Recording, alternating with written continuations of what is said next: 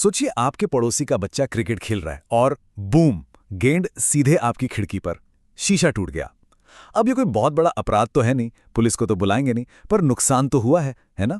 तो आज हम कानून के एक ऐसे दिलचस्प हिस्से को समझने वाले हैं जो ऐसी छोटी बड़ी अनजानी गलतियों से निपटता है।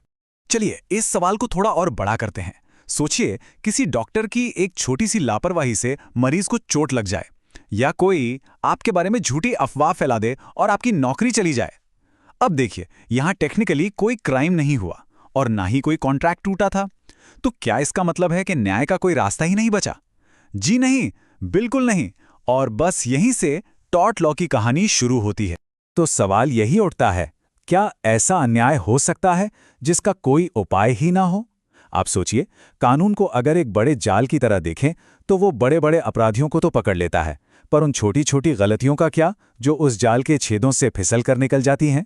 हमारी न्याय व्यवस्था में एक खाली जगह थी, एक गैप था, और सबसे बड़ा सवाल यही था कि इस गैप को भरा कैसे जाए। और इस गैप को भरने के लिए कानून ने, कह सकते हैं, एक टेढ़ा रास्ता अपनाया। मतलब एक ऐसा रास्ता जो उन गलतियों के लिए बनाया गया जो सीधी नहीं थी, जो किसी तयशुदा कैटेगरी में फिट नहीं होती थी। और इसी रास्ते को, इसी कानून को हम जानते हैं लॉ ऑफ टॉर्ट्स के नाम से। तो आखिर ये लॉ ऑफ टॉर्ट्स है क्या? देखिए, बहुत सीधे शब्दों में समझें तो ये एक सिविल कानून है। इसका मतलब ये सरकार और किसी व्यक्ति के बीच का मामला नहीं है, बल्कि दो आम लोगों के बीच का मामला है। जैसे कोई बिना इजाजत आपकी जमीन पर आ जाए या आपकी रेपुटेशन को नुकसान पहुंचाए। ये सब क्या है? ये सब आपके पर्सनल राइट्स हैं, व्यक्तिगत अधिकार। और टॉर्ट्स का कानून इन्हीं अधिकारों की रक्षा के लिए सामने आता। और मजे की बात तो ये है कि टॉर्ट शब्द आया कहां से? ये आया है एक लैटिन शब्द टॉर्टिम से, जिसका मतलब होता है टेढ़ा या मुड़ा हुआ। कितना सही बैठता है ना, क्योंकि टॉर्ट्स का कानून असल में उन्हीं कामों से तो डील करता है जो सीधे या सही नहीं है। अच्छा, इसको समझने का सबसे अच्छा तरीका है टॉर्ट और क्राइम का फर्क जानना। मान लीजिए किसी ने किसी को मुक्का मारा। अब ये क्राइम है, एक अपराध, क्योंकि ये समाज के खिलाफ हिंसा है, तो सरकार उस पर केस चलाएगी। लेकिन जिस व्यक्ति को चोट लगी वो अपने इलाज के खर्च, दर्द और तकलीफ के लिए मुक्का मारने वाले पर अलग से केस कर सकता है। और ये जो दूसरा केस है ना, बस यही टॉर्ट है। मतलब एक ही घटना पर कानूनी मामले दो। ठीक है, तो अब तक हम ये तो समझ गए कि टॉर्ट क्या है, पर सवाल ये है कि आखिर इसकी जरूरत ही क्यों है? क्यों बनाया गया ये कानून? असल में इसके पीछे तीन बहुत बड़े मकसद हैं। हम इन्हें न्याय के तीन स्तंभ भी कह सकते हैं। सबसे पहला और सबसे जरूरी मकसद है मुआवजा। मतलब अगर किसी की गलती से आपका नुकसान हुआ, जैसे किसी ने आपकी गाड़ी ठोक दी, तो उसको उसकी भरपाई करनी पड़ेगी। दूसरा मकसद है निवारण, या कह लीजिए डिटरेंस। मतलब सजा ऐसी हो कि वो आदमी और बाकी लोग भी अगली बार से ज्यादा सावधान रहें। और तीसरा सबसे बुनियादी मकसद है न्याय।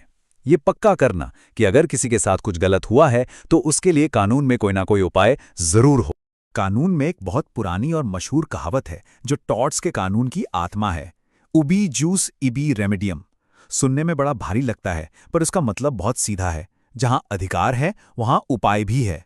मतलब अगर आपके पास कोई राइट है, जैसे शांति से अपने घर में रहने का अधिकार, तो कोई लगातार शोर मचाकर उस अधिकार को छीन नहीं सकता।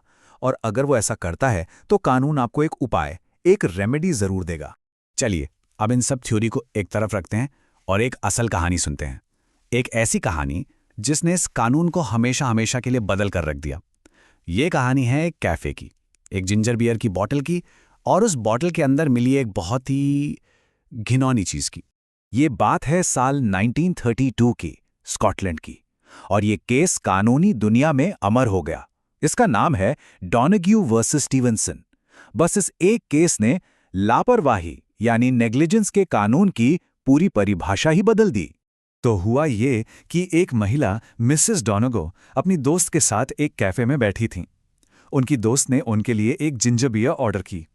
उन्होंने आधी पी और जब ग्लास में बाकी की बियर डालने लगीं तो उसके साथ निकला एक सड़ा हुआ घोंघा। जाहिर है वो बहुत बीमार पड़ गईं। पर यहां एक कानूनी पेंच था। बॉटल तो उनकी दोस्त ने खरीदी थी, मिसेस डॉनेगो ने नहीं। तो बनाने वाली कंपनी के साथ उनका कोई सीधा कॉन्ट्रैक्ट था ही नहीं। और बस यहीं पर कोर्ट ने एक ऐतिहासिक फैसला सुनाया जिसने सब कुछ बदल दिया।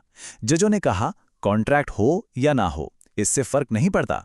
एक मैन्युफैक्चरर की अपने फाइनल कस्टमर के प्रति एक जिम्मेदारी बनती है, और इसी जिम्मेदारी को नाम दिया गया ड्यूटी ऑफ केयर, यानी देखभाल का कर्तव्य। ये उस जमाने के लिए एक क्रांतिकारी, एक रेवोल्यूशनरी आइडिया था। इसका सीधा मतलब था कि अब कंपनियां ये कहकर पल्ला नहीं झाड़ सकती कि अरे, ग्राहक ने सीधे हमसे थोड़ी खरीदा था। तो इस ऐतिहासिक केस और इस सिद्धांत का आज हमारे लिए क्या मतलब है?